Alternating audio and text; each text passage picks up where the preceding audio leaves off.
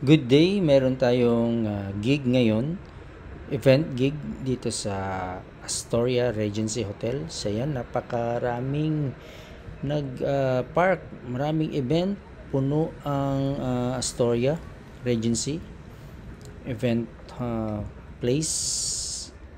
So yan ang pinaka big hall nila, no, yung convention, Astoria Regency Convention. Pero hindi tayo dun kasi masyadong malaki na yun. Dito lang tayo sa isang maliit na hall nila. So ayan, napakarami talaga, puno. May wedding kasi, may malaking wedding nagaganap ngayon dyan, no, sa hall na yan, convention hall. So dyan tayo sa yan, yung maliit na yan, pavilion events place. So nagparking na ako dun sa labas kasi puno dito. Wala na tayong mapagkasyahan, no, ng parking. So dito tayo. So binaba ko na kanina yung mga gamit natin. Nandiyan na sa loob. Yan, yung ating mga tour case, yan, yung ating ilaw para sa frontal mamaya. So nilagay ko na dyan. Ito yung mga speaker natin and mga mixer, no. Tutulak natin yan dun sa loob. So nagde-decorate pa sila, kung nakikita nyo, early tayo. Nagde-decorate pa yung ano. So ayan, nakapag-setup na tayo. And hindi ko na pinakita yung setup kasi ano naman eh. So ayan yung setup natin, 2 speakers, 1 per side lang. Tsaka isang frontal lights and then uplight syempre dun sa stage. So maliit lang ito, good for actually 50 heads lang ito. Maliit lang. So ang ibang mga visitors nagsipagdatingan. So ganyan na yung setup natin, napaka simple. Actually ang kinuha pala ni client is package A. May mga package kasi tayong ginawa na eh, package A, package B, and package C. So ito package A, itong kinuha niya, yung pinaka maliit na package natin.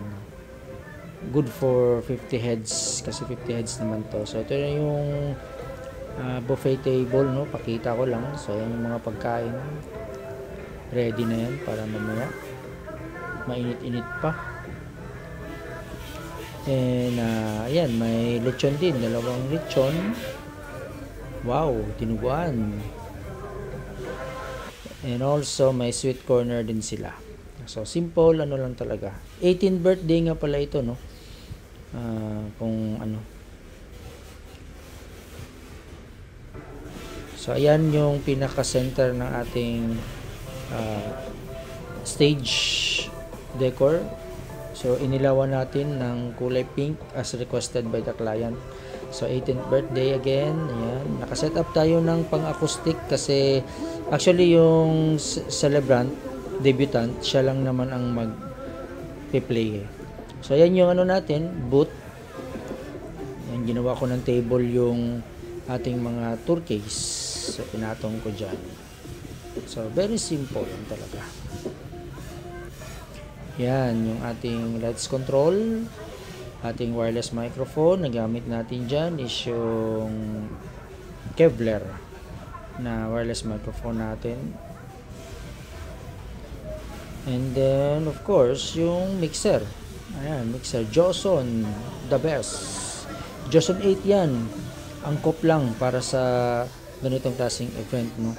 So nakapagsaksak tayo ng 2 microphone wireless and then 2 wired microphone para sa isa sa gitara at isa sa vocals kasi tutugtog nga yung debutante. And then of course laptop for backup or background music. And then yung ating setup, ayan, isang frontal light and then 2 speaker na Top Pro 15 active. So and then uplight, 4 na par-LED uplight sa stage. So yan yung ating setup package. Very simple, napakaganda. Pwede na talaga. So yan, tumugtog si debutant, no. So yung gitara niya is naka-microphone na yan kasi wala namang saksakan sa guitar. So again, yan yung ating setup. Sana na-inspire kayo, lalong-lalo na yung mga nagbabalak na mag-sound system business. So ganito lang, pwede na kayong mag-umpisa. So thank you so much for watching. God bless po. And to God be the glory.